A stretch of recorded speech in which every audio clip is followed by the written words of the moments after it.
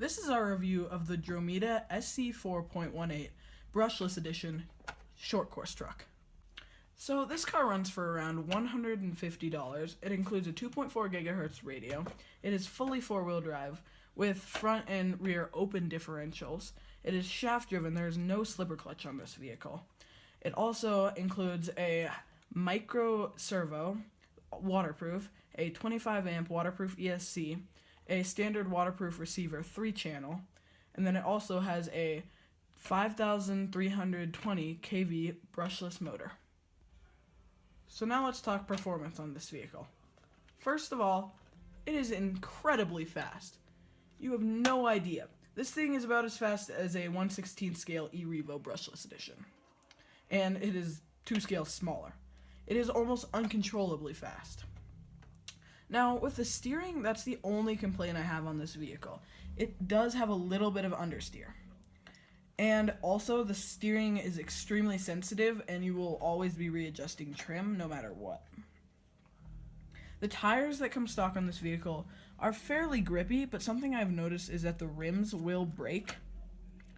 And then the suspension on this vehicle, stock, is way over dampened. So I put some stiffer springs and I got entirely new suspension to make it perfect.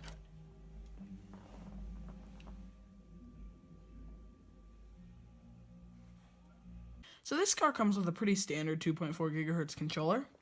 Now, the nice thing is that it does have a lot of adjustments. Like for a stock radio, this is quite impressive. You have your steering trim, your throttle trim. Then under here, you can also reverse your throttle and your steering. And then you also can set your dual rates. So if you're not as proficient of a driver, you can turn down the speed to about half and make the car not go quite as fast so you can learn how to drive. Surprisingly, I have not had to upgrade very many things on this vehicle. For how fast it is and how little, I thought I was going to be breaking a lot of items. But so far, all I've broken one dog bone, so I just replaced all 4 of them with aluminum. I never broke any shocks. The stock ones just didn't handle well, and so I just threw on their aluminum shocks. I have a high-tech servo I'm running up front because the other one, the stock one, just stopped working. I did waterproof this myself. And then I've also upgraded my center drive shaft. Now, I did break that, but it wasn't from like torquing it or anything. I had a full-on collision with my 1/10 scale Yeti Score, and it ended up breaking the chassis and the drive shaft. Now, also, as you can see up front, I have the aluminum cups for the dog bones. Now, I did not break any of those. They just came in the kit with the dog bones and the center drive shaft, which is a better deal than buying them all separately.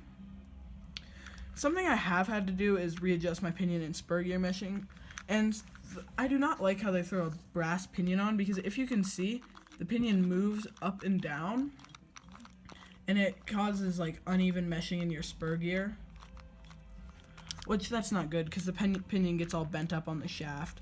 So an easy fix for that would be the Hot Racing steel spur gear and steel pinion gear, but I just don't see the need because it still runs fine. I mean, if I strip them out, I might end up doing that, but... So for my overall thoughts on this vehicle, it is awesome, especially for a first-timer.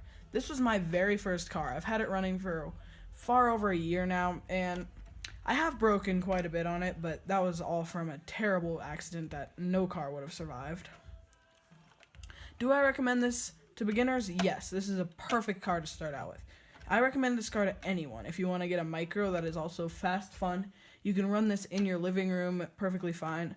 What we've done is we've gone over tires with electrical tape. You can turn it into a drifter that way. It's just a lot of fun to mess around with.